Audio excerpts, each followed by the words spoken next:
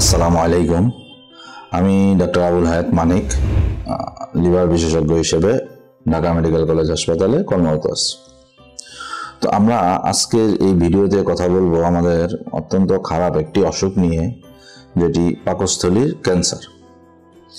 এই অসুখটিকে অত্যন্ত খারাপ বলার কারণ হচ্ছে এটি এমন একটি অসুখ যে রোগটি আপনার শরীরে খারাপভাবে বিস্তার হওয়ার আগে আমরা টের পাই না যে আমার একটি খারাপ অসুখ হয়েছে। আমরা একটি উদাহরণ দিই। এটি কিছুদিন আগে আমি চিটাগাং থেকে আসা একজন অবসরপ্রাপ্ত স্কুল শিক্ষক রোগীকে দেখেছি। বয়স আনুমানিক 62-63 হবে। তিনি এখানে বাংলাদেশে একাই থাকেন, তার ছেলে আমেরিকায় থাকে। তিনি আমেরিকায় ছেলের সঙ্গে সাক্ষাৎ করতে যাবেন। তো তার আগে উনি কিছু পরীক্ষা নিরীক্ষা করতে যাচ্ছেন, কারণ ওনার একটু শারীরিক দুর্বলতা মনে হচ্ছে এবং খাবার খেলে একটু পেটটা ফুলে থাকে। তো উনি এই কথা বলে আসার জন্য আমরা ওনাকে প্রথমে কিছু রক্তের পরীক্ষা করি। সেখানে একটু হিমোগ্লোবিন কম ছিল এবং যেহেতু সে খাবার খেলে পেট ফুলে যায় এই টাইপ কথা বলেছিল, সেজন্য আমি হিমোগ্লোবিন কম দেখে তাকে একটি এন্ডোস্কোপি করার অ্যাডভাইস করি।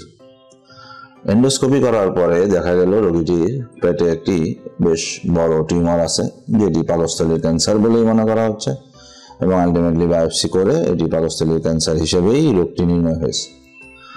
পরবর্তীতে উনি আর এই শরীর নিয়ে আসলে আমেরিকা যেতে পারেননি। উনি চিকিৎসার জন্য ইন্ডিয়া চলে যান এবং ওইখানে যেয়েও আরও নানা রোগ পরীক্ষা নিরীক্ষা করে দেখা যায় তার এই ক্যান্সারটি শরীরের অন্যান্য জায়গাতেও ছড়িয়ে গিয়েছে।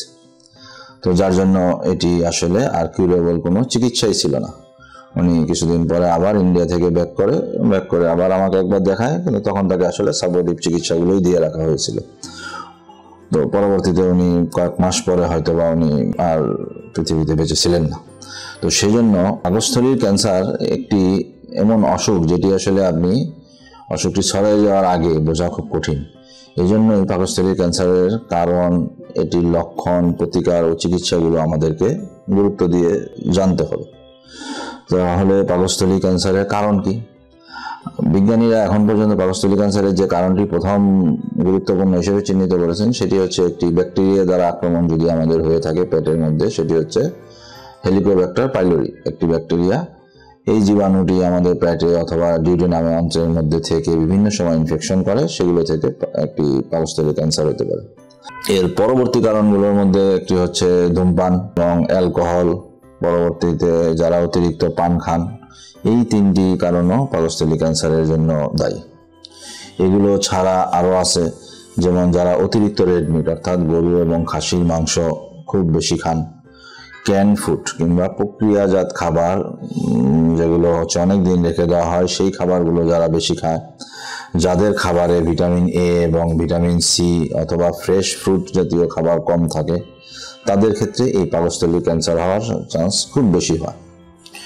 একটা জিনিস খেয়াল রাখতে হবে, আমাদের দেশে পাকস্থলীর ক্যান্সার খুব বেশি এই কথা বলা যাবে না। ওয়ার্ল্ড ওয়াইড এটি হচ্ছে সবগুলো ক্যান্সারের মধ্যে পঞ্চম, অর্থাৎ প্রথম 4টা ক্যান্সার ব্যতীত পঞ্চম ক্যান্সারটি হচ্ছে পাকস্থলী ক্যান্সার এবং এটি জাপান, চীন, পূর্ব ইউরোপ, নর্থ আমেরিকা এই অঞ্চলগুলোতে বেশি হয়। তারপরেও বাংলাদেশে পাকস্থলীর ক্যান্সারের কিছু রোগী আমরা পাই। আমাদের দুর্ভাগ্য যে আমরা রোগীগুলো একদম শেষ স্টেজে এসে পাই। কাজেই আমাদেরকে পাকস্থলী ক্যান্সারের আমাদেরকে এটার লক্ষণ সম্পর্কে তাহলে একটু খেয়াল করতে হবে। পাকস্থলী ক্যান্সারে আসলে যে আমরা বারবারই বলতেছি, এটির লক্ষণ ওইভাবে কোনো কিছুই আগে থেকে বোঝা যায় না।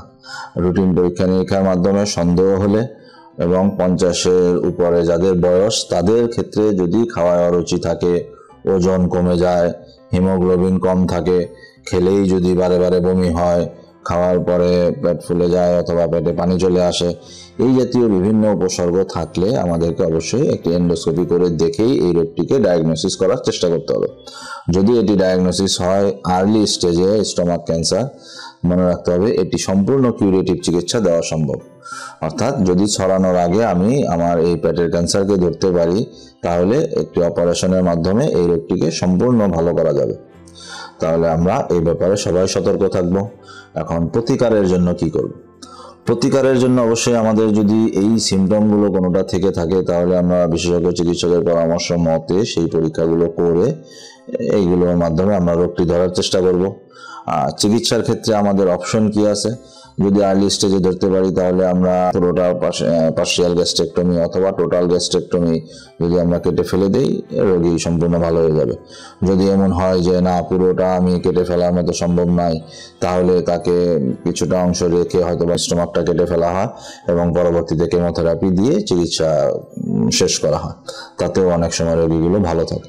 তাহলে পাকস্থলী ক্যান্সার সম্পর্কে আমাদের সবার এই সচেতনতা প্রয়োজন। এই জাতীয় অসুখ হলে 50-এর ঊর্ধ্ব বয়সের লোক হলে আমরা অবশ্যই সতর্ক হব। এই ব্যাপারে বিশেষজ্ঞ চিকিৎসকের পরামর্শ গ্রহণ করে প্রয়োজনীয় পরীক্ষা নিরীক্ষা করব।